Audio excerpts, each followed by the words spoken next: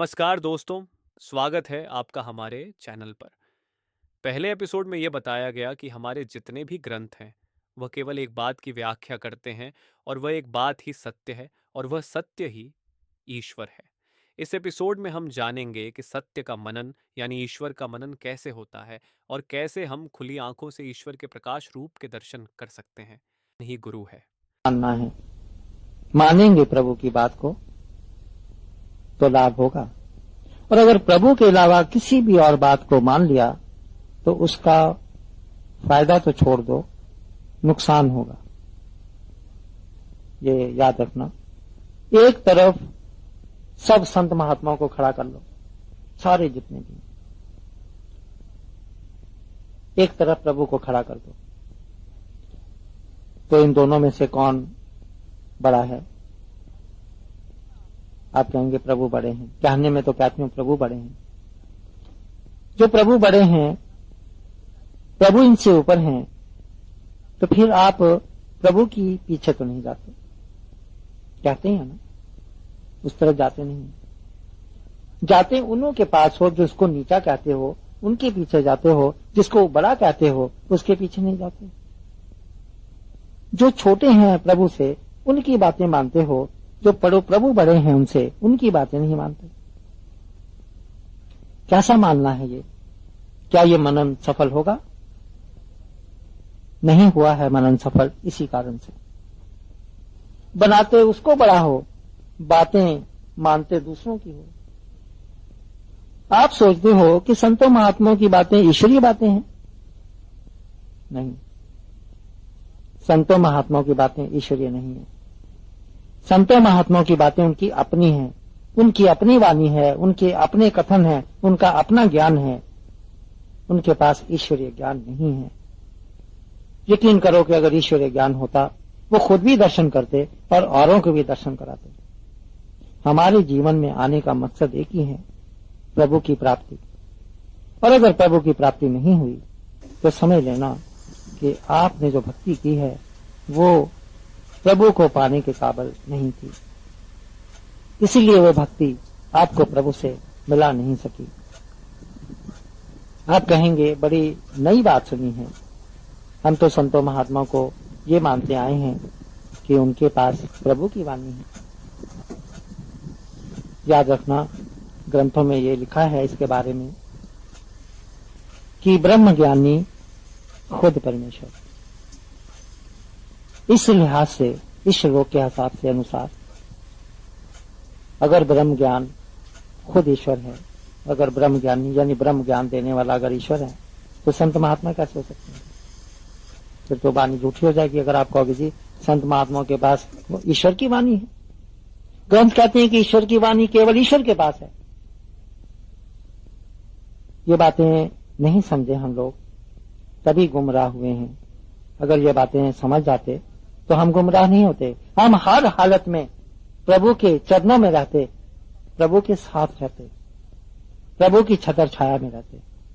हम किसी के पीछे ना जाते, हम किसी के पीछे ना भागते। यही प्रैक्टिकली मैंने किया था। ये भी कर्मों के अनुसार होता है। कर्म होते हैं तो कोई चीज वैसे विचार बन जाते हैं। वैसे होता है जैसे कर्म होते हैं। हर इंसान को जो यहाँ मिलता है कर्मों से मिलता है। मुझे कोई कहता था बचपन से ही, ग्रंथ साहब में माँ बाप को देखता था, जाते हैं गुरुद्वारा, अपना छोटा सा बनाए थे, ग्रंथ साहब रखे थे, छोटा सा कमरा, लाहौर में थे हम। तो वो जाते थे, अगरबत्ती करते थे, थोड़ा पढ़ते थे, कुछ पंखा ऊपर ऐसे चलाते थे। तो मैंने उनसे पूछा कि ये कौन है? उनका ये हमारे गुरु हैं। हम देखो, इनकी गर्मी लगती है इनको, मैं जो पंखा चल रही हूँ, और इनके वो 4 पाए थे उनको दबा रहे थे। तो मैंने कहा ये क्या? कहते हैं हम इनके पाँव को दबा रहे हैं, ये पाँव हैं। तो ये हमारे गुरु हैं, ये हमें ज्ञान देते हैं। गुरु ज्ञान देता है, गुरु ज्ञान देने वाला होता है। तो ये ईश्वरीय ज्ञान देने वाले गुरु हैं और इसलिए हम इनकी सेवा करते हैं ताकि ये हमारे ऊपर मेहर करें। उस वक्त मेरी उम्र तकरीबन 9 साल की थी। वो एक बात ऐसी मन में जमी कि हमारे गुरु ही ग्रंथ साहब हैं। वो बात नहीं भूला। कोई मुझे कहे संत आते हैं, मैंने कहा मैं अपने गुरु को छोड़ के नहीं जाऊंगा। मैं क्यों जाऊं? एक बात जम गई दिल के अंदर। कोई कहे बहुत बड़े यहाँ पे महात्मा आए हैं, दुनिया जा रही है, मैं नहीं गया। मैंने कहा नहीं, मैं अपने गुरु को छोड़कर कैसे जाऊं? ये मेरे गुरु हैं। अगर मेरे ही गुरु प्रसन्न नहीं हुए तो और कोई मेरे ऊपर क्या प्रसन्न होगा? मुझे अगर देना होगा तो ये गुरु दे देगा, अगर नहीं देना होगा तो फिर मुझे नहीं मिलेगा। और इस गुरु से बड़ा कोई गुरु नहीं।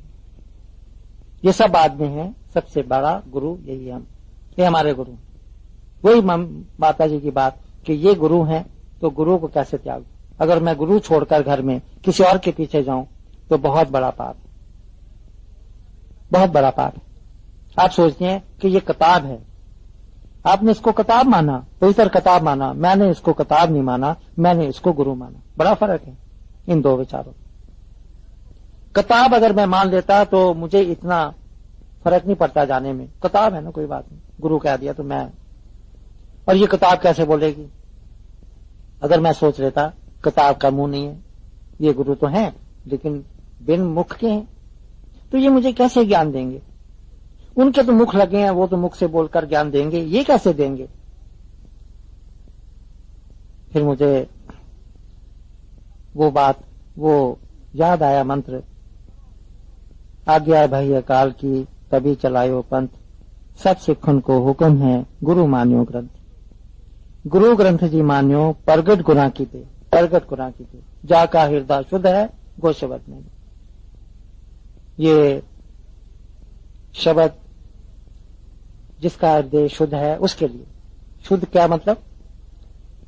जिसने अपने दिल और जान से उसको गुरु माना है उसका हृदय शुद्ध है। और जिसने किसी और का भी ख्याल आया कि नहीं वो भी है, उसका हृदय शुद्ध नहीं रहता अपने गुरु के लिए।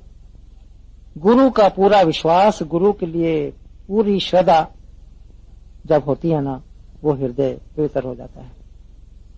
तो क्या हुआ? वही शब्द उठा, इन्हीं ग्रंथों, इन ग्रंथ साहब में से शब्द उठा और मेरे हृदय में चला गया। बहुत भारी प्रकाश हुआ पहले तो मैं ठिठक गया, और उसके बाद प्रकाश को देखा, नई चीज थी, हैरान रह गया। सूर्य पूरा चमक रहा है अंदर कमरे में, और वो 2 मिनट के बाद जो आया और आकर ऐसे ऊपर, जैसे ऊपर मेरे जैसे उड़ गया, वो अंदर गया नहीं और ये शब्द अंदर गूंजने लगा। देखा कैसे बिना मुख वाले गुरु ने कैसे शब्द उठा। वो कौन सा शब्द था जो उठा? वही उठा एक शब्द कि एक शब्द मेरे प्राण बसते हैं मोर जन्म नामा। वही एक शब्द उठा, मेरे प्राणों में आया और मुझे सब कुछ मालूम चल गया एक पल में। उसके आते ही कपट खुल गए, उसके आते ही सारी वाणी खुल गई और सब कुछ पता लग गया, सब कुछ जान गया। यही शब्द की महिमा है, यही शब्द की ईश्वरता है, प्रभुता है, यही उसकी शक्ति है, यही उसके अंदर मुक्त करने की शक्ति है और आवागमन से निकालने की शक्ति है, दुखों से निकालने की शक्ति है। क्योंकि देखिए, जब ग्रंथों का उच्चारण हुआ तो सामने क्या था? किसको देखकर इस ज्ञान को उच्चारण किया? क्या सामने नजर के अंदर था जब ये वाणी उच्चारण हुई? कोई ना कोई तो चीज होती है ना, कोई ना कोई भी आप अगर ऐसे बोलते हैं या कोई आप कोई लेक्चर देते हैं तो आपके अंदर एक लक्ष्य होता है सामने कि मैंने इसके ऊपर बोलना है। जिस वक्त ये धुर की वाणी जब उच्चारण हुई तो उस वक्त ये क्या हुआ कि सामने एक केवल लक्ष्य ईश्वर था, कि सारी वाणी ईश्वर के चारों केंद्र में कौन है? ईश्वर। और ये सारी वाणी जो इसके चारों तरफ घूम रही है, ये कौन है? ये ईश्वर के बारे में जानकारी है जो ग्रंथों में दर्ज की गई। सारी वाणी का तत्सार क्या है? केंद्रित है ईश्वर के ऊपर। अब अगर सारी वाणी ईश्वर की तरफ इशारा कर रही है, ईश्वर के लिए है, ईश्वर की जानकारी है, तो फिर ईश्वर कहां है? यही जानकारी देते हैं ग्रंथ कि ईश्वर है कहां। लेकिन हम लोगों ने सुना तो है लेकिन माना नहीं। जिसके लिए वाणी लिखी गई जिसको आप इतना पवित्र मानते हैं, और उसी ग्रंथों के कारण से आप गुरुद्वारे मंदिरों में जाते हैं। गुरुद्वारे में कोई फोटो के दर्शन तो नहीं करने जाते, वहां ग्रंथ साहब के आगे हाजिरी देने जाते हैं, उनकी इज्जत करते हैं। मैं आए हूं, दर्शन करने आया हूं, माथा टेकते हो, वहां बैठते हो, उनके विचारों को सुनते हो। वो जो इतनी पवित्र जो एक ग्रंथ है, इतना मानते हो, और वो ग्रंथों लिखे हैं ईश्वर के लिए, और वो ईश्वर कहाँ है? वो जानकारी देते हैं ग्रंथ ईश्वर की कि ईश्वर है कहां। तब ये कहा ईश्वर जो है, तुझ में राम, मुझ में राम, सब में राम समाया। बता दिया कि ये राम तो इन शरीरों में बसा है। ये एक बात आप जानते हैं अच्छी तरह, आप गवाही देंगे इस बात की कि शुरू से सुनते आए हैं इस बात को, तुझ में राम, मुझ में राम, सब में राम समाया। सुना हो या पढ़ा हो या किसी, यह आम बात है, प्रचलित बात है, कोई खास कोई बात नहीं, कोई नहीं जानना चाहता, सभी जानते हैं, और कईयों ने इसको गाया भी होगा।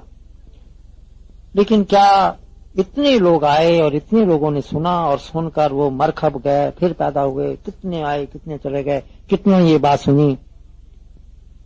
बाइबल में भी ये लिखा है कि this body is the kingdom of God, this is the house of God, सब जगह ये लिखा है। लेकिन कितने हैं जिन्होंने इस बात को माना? जब ये बात नहीं मानी तो समझ लो कि आपने ग्रंथों की कोई बात नहीं मानी, आपको ग्रंथों के बारे पता नहीं लगा कि उसमें क्या लिखा है। क्योंकि ग्रंथ लिखते हैं प्रभु के बारे में, और प्रभु की जानकारी ये थी कि वो आपके हृदयों में वास करते हैं, शरीरों में। आपने उसको नहीं माना, इसलिए आपने ग्रंथों को नहीं माना, नहीं माना आपने। और यहां तक कह दिया, एक बात नहीं कही, कितने शब्द लिखे गए हैं इस बात को आपको मनवाने के लिए, समझाने के लिए कि आपका ईश्वर है कहां। लेकिन हम लोग नहीं माने। ए मन मेरा तू सदा रहो हर नाल रहो तू मन मेरे, दुख सब विसारना, अंगीकार करे तेरा, कारज सब सवारना, सबना गलासों स्वामी सो क्यों मनो विसारे, कह नानक सच्चे साहिबा क्या नहीं घर तेरे। घाटा तेरे सब कुछ है जिस देवे सो पावे। लेकिन आपने क्या माना? वो कहते वो तो अंग संग होकर तेरा वो इन हाथों से, इन शरीर के अंगों से काम कर रहा है। एक जानकारी दी ग्रंथ साहब में, ये बताने के लिए कि तेरा ईश्वर है कहां। ग्रंथ साहब ने कहा कि तेरा ईश्वर तेरे अंगों से कार्यक्रम कर रहा है। माना आपने? नहीं माना।